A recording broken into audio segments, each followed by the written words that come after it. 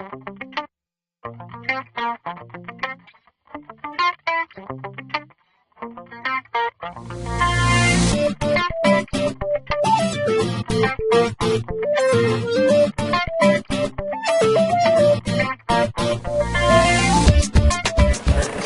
warahmatullahi wabarakatuh. Dalam proyek 3 ini, kami dari kelompok 9 dengan topik standarisasi. Kami dimanajeri oleh Bapak Bambang Wisnu Hadi. Sedangkan ketua kami adalah Saudara Rekas, dengan saya Amar Mulifin, dan rekan saya Siti Jolin Mita Siregar. Sebelah sana Fatur Rahman Amin, Muhammad Akbar Sidik, Iska Juliana. Selama proyek 3 ini, kami membahas sebuah kasus yang telah didefinisikan oleh para manajer mengenai redundansi data. Adapun penjelasan lebih rinci akan dijelaskan oleh rekan-rekan kami.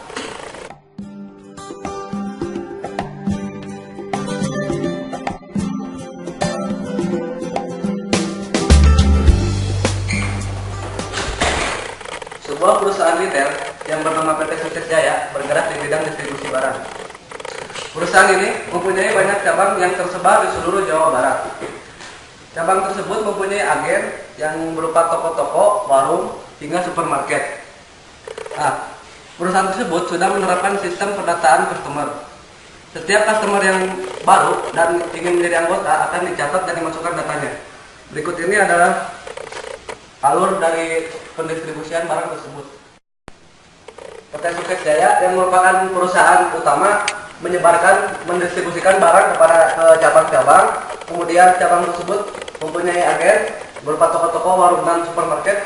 Barulah dari agen tersebut barang disalurkan kepada customer. Masalah dari PT Sukses Jaya tersebut adalah adanya redundansi data. Penyebabnya tersebut adalah kurangnya koordinasi antara agen dan sales ketika menginputkan data customer baru. Kemudian dampaknya tersebut akan menimbulkan sulitnya mengakses data. Gejala yang muncul dari masalah tersebut, data yang tidak sesuai dengan keadaan nyatanya, kemudian munculnya data-data yang sama dari data customer tersebut.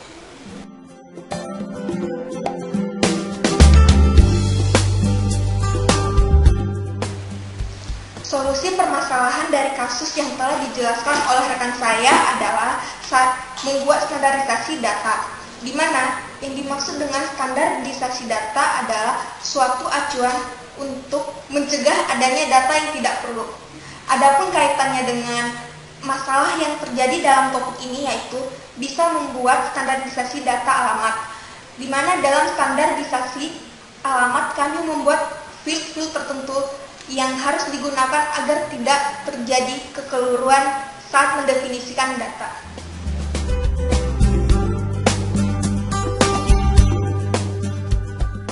Setelah solusi yang telah dijelaskan oleh rekan saya, akhirnya kami mengidentifikasi beberapa kasus penulisan alamat. Pertama, kami mengidentifikasi cara penulisan alamat dari anggota kami sendiri. Penulisannya seperti berikut. Ada yang diawali dengan nama komplek, misalkan komplek Taman Bukit Cibogo Blok A, nomor, kelurahan, kecamatan, kota, dan kemudian kode pos. Contoh di sini ada juga yang menggunakan dengan diawali dengan nama perumahan, kemudian nama jalan. Nah, selanjutnya ada berikut ini contoh penulisan alamat yang tidak lengkap seperti ini. Hanya nama perumahan dan nomor saja, misalkan nama jalan dan nomor RT RW saja. Pola yang bisa dibuat ada sebagai berikut: jalan, nama jalan, nomor jalan, kecamatan, kelurahan, kabupaten, kota, dan kode pos. Sedangkan pola untuk gang, desa, dan perumahan yaitu gang, nama gang, nomor rumah, kelurahan, kecamatan, kabupaten atau kota, kode pos.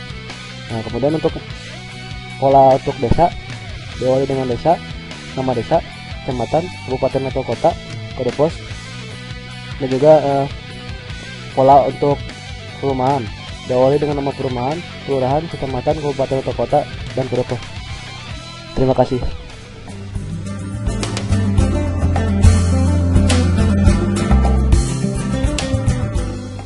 Nah, dari pola protokol yang telah dijelaskan rekan saya, akhirnya kami membuat rumusan standarisasi untuk penulisan alamat itu sendiri. Kami membuat pola seperti ini. Ada jalan, gang, komplek, nomor rumah, RT, RW, kelurahan, kecamatan, kota, dan kode pos. Dari field tersebut tidak perlu semuanya diisi, hanya beberapa field saja. Aturannya adalah dari field jalan, gang, dan komplek, salah satu harus terisi. Adapun penulisan secara lengkap diperbolehkan, seperti penulisan alamat komplek beserta nama jalan atau lainnya. Pola ini digunakan untuk diterapkan dalam database. Sedangkan untuk pola penulisan alamat dalam form entry, kami kelompokkan menjadi 6 grup dengan penjelasan sebagai berikut. Grup 1 ada jalan, nomor rumah, kota, dan kode pos. Grup 2 ada jalan, nomor rumah, kelurahan, kecamatan, dan kota.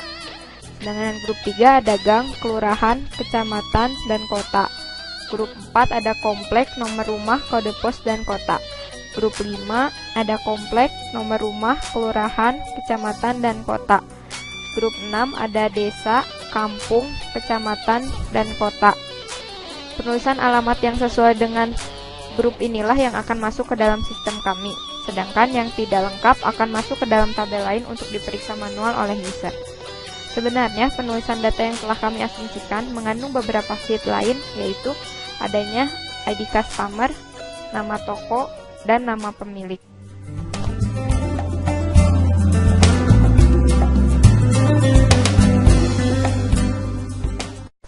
Nama saya Amar Muhsin.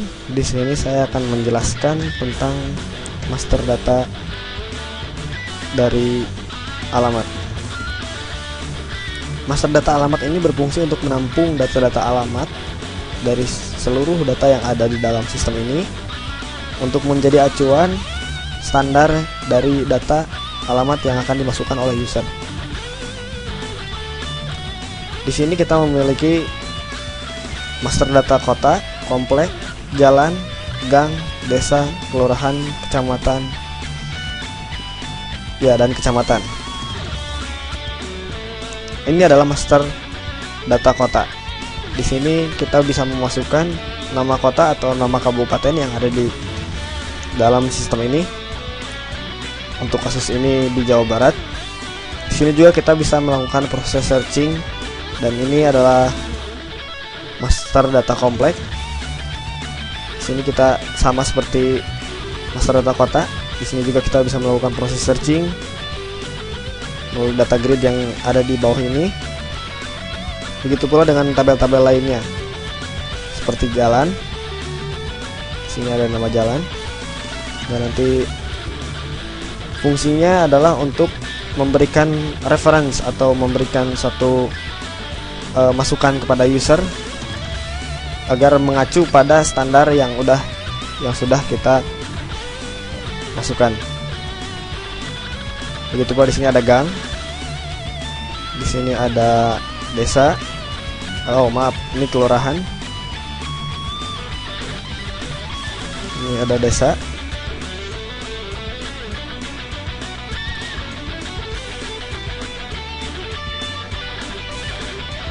Dan ini yang terakhir adalah kecamatan. Fungsi dari master data ini seperti yang sudah saya sebutkan tadi, yaitu untuk menjadi acuan standar untuk user yang akan memasukkan data alamat. Oke, sekian dari saya. Ya, sudah kita lihat dialog login, klik OK. Kita masuk ke menu utama. Di sini terdapat beberapa menu, ada master data, customer data, dan standarisasi. Klik standarisasi. Nah, ini merupakan data customer lama. Kita klik generate. Sukses, data standar 6, data tidak standar 4. Jadi ini merupakan data baru yang bisa mengidentifikasi secara otomatis. Nah, di data lama terdapat 4 data yang belum teridentifikasi, dan kita serahkan kepada user atau operator untuk mengolahnya. Nah, data baru. Terima kasih. Ya, demikianlah demo mockup standarisasi yang telah kami rumuskan. Terima kasih.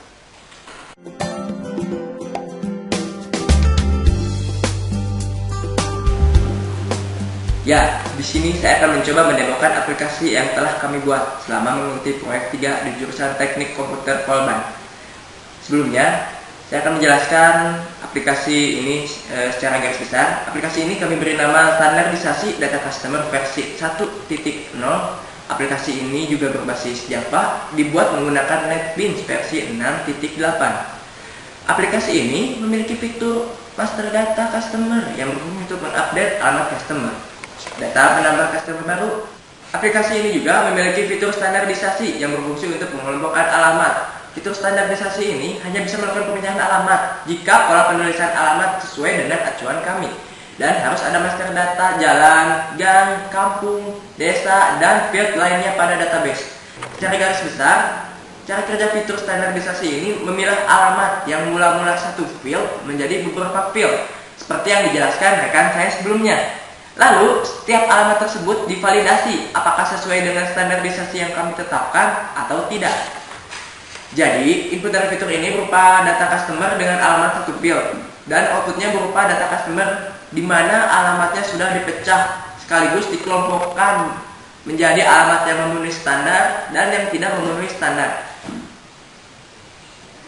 Ya, langsung kita demo aplikasinya seperti ini ya. Ini merupakan tampilan awal dari aplikasi kami. Yang pertama harus login terlebih dahulu, lalu kita klik OK. Ya, selamat datang di 4451. Lalu di sini ada beberapa menu. Kita klik. Ya, di sini terdapat contoh data-data lama. Ada 16 contoh data customer. Dan alamat di sini merupakan alamat fiktif. Kita klik tombol generate. Anda yakin, dan tombol generate ini akan memproses data customer lama untuk dikelompokkan menjadi data customer yang standar maupun yang tidak standar. Nah, kita klik yes. Di sini ada pemberitahuan bahwa alamat standar maksudnya adalah alamat yang memenuhi standar kami, ada 11, dan alamat yang tidak memenuhi standar kami itu ada 5. Oke, fitur ini juga sekaligus dapat menseragamkan nama jalan, gang, kampung, desa atau yang lainnya. Seperti contoh di sini, ini ada Ahmad Yani. Kita lihat data lamanya. Penulisannya berupa Ahmad Yani dan Jenderal A Yani. Kami menseragamkannya karena untuk memudahkan user dalam proses pencarian nanti. Kita lihat data baru lagi. Ini hanya pemberitahuan saja. Nah, ini mengapa ini tidak masuk ke data customer baru? Karena ini tidak lengkap. Maksudnya tidak memenuhi standar kami. Karena di sini hanya ada jalan, nomor, dan kota, tidak ada kelurahan. Ini pun sama. Dan ini tidak ada kelurahan atau kecamatan ataupun kode pos. Ini tidak ada nama kota, tidak ada kelurahan atau kecamatan. Ya, jadi ini kami anggap tidak standar, tidak memenuhi standar kami. Dan yang telah pindah ke sini memenuhi standar kami. Sekian penjelasan dari saya tentang aplikasi yang sudah kami selesaikan hingga saat ini. Terima kasih.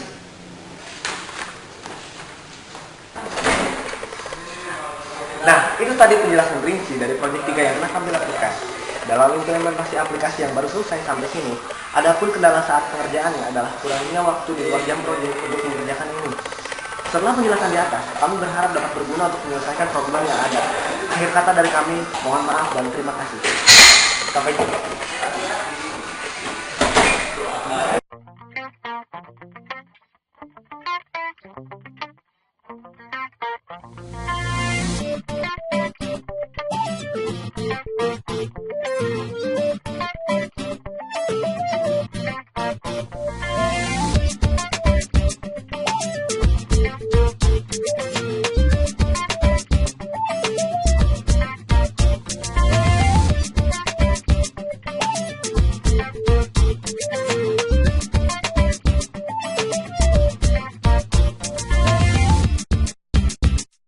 Ya, nama saya Abdul Rahman Amin dari kelompok 9 proyek 3. Banyak hal yang saya dapat di proyek 3 ini, seperti masalah-masalah yang muncul di dunia kerja. Contohnya, masalah data konsumen yang redundansi, kemudian bagaimana perpindahan data, distribusi data dari pusat melalui agen, cabang, seperti apa. Selain itu, saya lebih banyak mengenal teknologi, diantaranya teknologi Java, NetBeans, software mockup seperti Balsamiq, Pencil, dan sebagainya. Dari sisi soft skill, saya mempunyai banyak hal, diantaranya lebih bisa mengkomunikasikan ide, gagasan, lebih bisa bekerja sama dengan sama rekan tim. Selain itu, ya senang lah, respon. Proyek 3 sangat menyenangkan bagi saya. Meskipun kadang-kadang saya merasa malas, ya wajar lah. Ya itu. Tapi saya simpulkan proyek 3 seperti itu. Mau proyek 3 semester ini yang saya dapat apa ya, soft skill sama hard skill. Emang lebih banyak di soft skill sih. Jadinya saya lebih ngerti gitu gimana sifat dari anggota kelompok saya, jadi bisa lebih menempatkan diri dengan baik gitu. Selain itu, kalau hard skillnya banyak sih, kayak dari saya bisa pakai Java sekarang, kan pakai Java ya, kenal sama Java. Sebelumnya kan emang belum kenal apa-apa ada Java sama Oracle-nya itu juga. Sekarang ya lebih mengerti lah apa itu mereka. Ya itu yang saya dapat dari proyek 3 ini. Terima kasih. Di proyek 3 ini saya banyak mengalami pengalaman yang baru lah istilahnya, karena di sini benar-benar inilah digabungkan antara kelas A dan kelas B. Saya benar-benar tahu sifat-sifat aslinya, benar-benar tahu bagaimana kelakuannya, yang selama ini mungkin hanya tahu sepintas aja, sekarang jadi saya ngerti gitu. Terus bisa sharing juga dengan kelas lain. Terus juga topiknya juga bagus, manajernya baik-baik. Terus saya juga terutama dalam hal soft skill, saya public speaking lebih bagus, lebih bisa nggak terlalu nyunda gitu bahasanya. Terus nggak lebih bisa bicara dan juga bisa mengatur waktu. Ya udah gitu aja mungkin. Teruslah buat JTK. Jadi kedepannya buat proyek kedepannya mungkin lebih hebat lagi topiknya, karyanya lebih bagus lagi dari kita. Oke, makasih. Nama saya Amar Mukhlisin dari kelompok 9 proyek 3. Hai, nama saya Sidik. Menurut saya pada proyek 3 ini kami lebih banyak berdiskusi daripada mengcoding, membuat program. Selama proyek 3 ini saya sering merasa bingung apa yang harus saya lakukan di luar pertemuan proyek. Mengoding apa belum jelas. Tapi di balik itu semua banyak pelajaran baru yang saya dapatkan. Mulai dari permasalahan yang diberikan berdasarkan masalah nyata di lapangan. Jadi saya ada gambaran bagaimana nanti ketika turun ke lapangan. Selain itu, saya jadi lebih banyak bicara daripada sebelumnya, lebih lancar berkomunikasi dengan orang lain walaupun masih susah merangkai kata, lebih banyak bereksplorasi sendirilah di sini tuh. Selain itu, saya lebih mengenal Java dan Oracle yang asal mulanya saya tidak bisa. Juga banyak software baru yang dipelajari seperti Balsamiq, NetBeans. Ya mungkin sekian dan terima kasih. Nama saya Siti Julianita Siregar. Saya dari kelompok 9 proyek 3. Banyak yang saya dapatkan selama proyek 3 ini, terutama tentang soft skill, di mana saya mulai bisa memberikan diri untuk mengungkapkan pendapat maupun memberikan ide. Selain itu, saya juga baru mengerti tentang mockup. Apa itu mockup? Bagaimana menggunakan mockup dan bagaimana pembuatan mockup tersebut. Yang terakhir, saya juga lebih mengerti tentang penggunaan Java maupun Oracle, di mana sebelumnya saya belum bisa menggunakan aplikasi tersebut. Dengan adanya proyek 3 ini, sekarang saya lebih percaya diri dan dalam berbicara dan banyak mengetahui berbagai macam aplikasi seperti yang saya sebutkan sebelumnya. Hai, nama saya Rekas Fahriji dan saya adalah ketua dari kelompok 9 di Project 3 ini.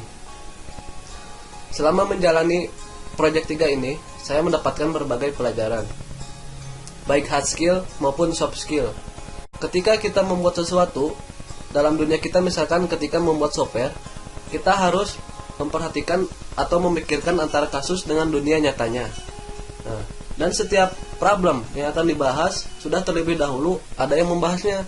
Jadi sah saja jika kita mencari, menggali, memahami referensi terkait problem tersebut. Selama saya menjadi ketua, saya diberi pengarahan bagaimana untuk menjalani proyek 3 ini. Bagaimana kita memotivasi anggota, bagaimana kita mengambil tanggung jawab yang ditinggalkan, bagaimana kita mengoptimalkan setiap anggota. Dan juga ketika kita memutuskan sesuatu, harus ada pertimbangannya. Dan masih banyak lagi. Dan semuanya adalah pembelajaran bagi kita semua. Saya mengucapkan terima kasih kepada para manajer yang telah membimbing kami, dan juga saya terima kasih kepada teman-teman saya di kelompok 9, teman-teman yang support sekali.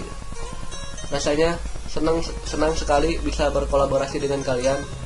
Senang rasanya bisa bekerja sama dengan kalian. Maafkan jika fungsi saya tidak berjalan dengan maksimal. Terima kasih.